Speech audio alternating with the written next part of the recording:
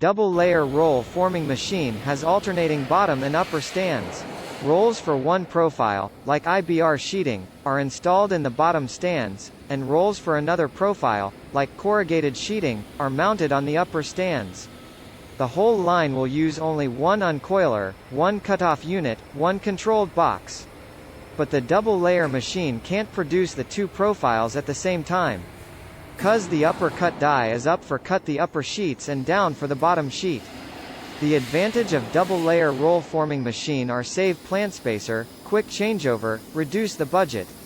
And disadvantage are production capacity is half lower than two machines separately, a bit difficult make the adjustment because of crowd condition. The video of this machine is consist of 5-ton hydraulic uncoiler, roll former, 12 meters auto stacker, controller and hydraulic stations. Which line speed is 15 to 20 meter per minute.